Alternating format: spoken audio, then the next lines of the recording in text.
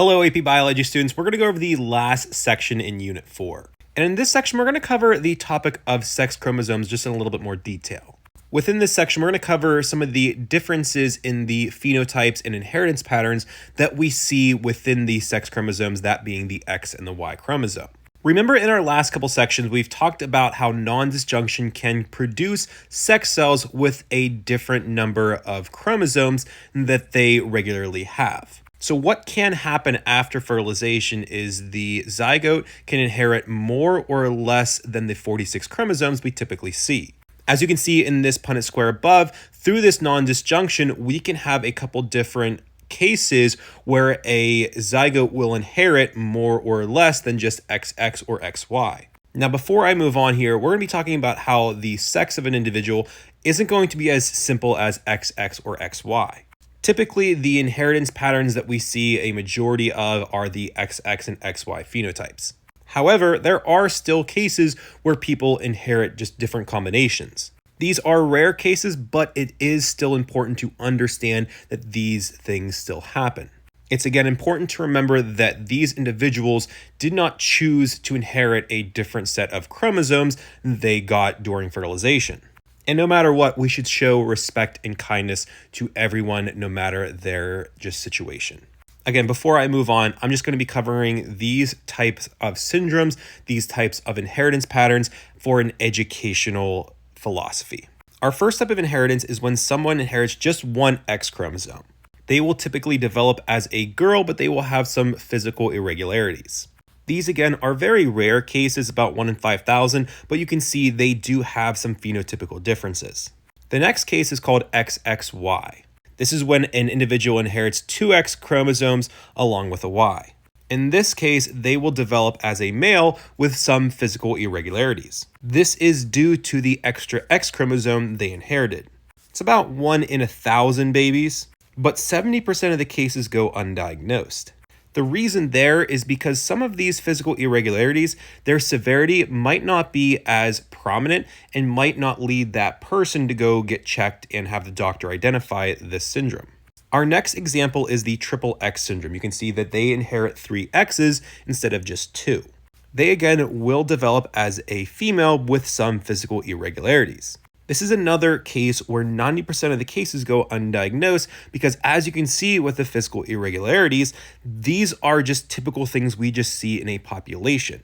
These physical irregularities might not lead someone to either have their parents or themselves get checked by a doctor because, again, these are things that we just typically see in humans. Our next sex chromosome inheritance pattern we're going to take a look at is called the super Y or just XYY syndrome.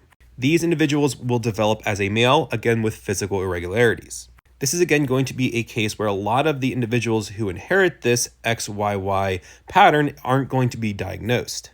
This is again because if you look at these physical irregularities, these are typically things we see in people.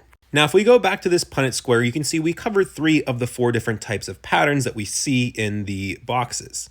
However, we're not covering this 0Y or this OY because it's non-viable. The reason why this one's not viable is because there are necessary genes on the X chromosome that a zygote needs in development in order for it to just continue through that process. And if said zygote doesn't have that X chromosome early on, it just won't develop correctly. So if you only inherit a Y chromosome, that fertilization just won't produce a viable offspring. I'm going to finish up this section with talking about why the Y chromosome actually produces a phenotype of male in our population. You can again see this is a Y chromosome. People think that the Y chromosome looks like a Y, but it's actually just a smaller chromosome compared with the X. You can again see that this Y chromosome has that typical X fashion, but it's just a lot smaller than the X. Now, there's one specific gene on the Y chromosome that's really important for the male phenotype, which is called the SRY gene. The SRY gene specifically stimulates the growth of the male reproductive system. As you can see in the Y chromosome, we have this SRY gene that produces the testes, which produces a lot of testosterone, which produces the male phenotypes. So again, specifically the reason why the Y chromosome produces a male phenotype is this SRY gene. So if we have a zygote with no Y chromosome, there's not going to be an SRY gene and the ovaries are produced, which makes that female appearance. However, if there is an SRY gene on the Y chromosome in a zygote, it's going to produce the testes, which makes the individual male. Now, when looking at the SRY gene on a Y chromosome, there are rare cases where that SRY gene is mutated. If you look at our diagram, we have our XX female and XY male. However, we also have this XY inheritance where the individual will inherit a Y chromosome with an SRY gene that's mutated. This individual will develop as a female. Even though they have a XY inheritance, since that SRY gene isn't functioning properly, it is not going to produce the male phenotype in that individual. On the other hand, there is a translocation mutation where the SRY gene can flip from the Y chromosome to an X chromosome.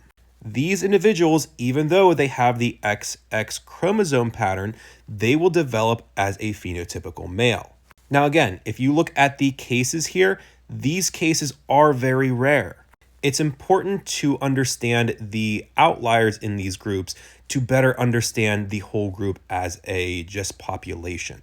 As you learn more about almost any topic, you'll realize that the simple things aren't as simple as they first appear.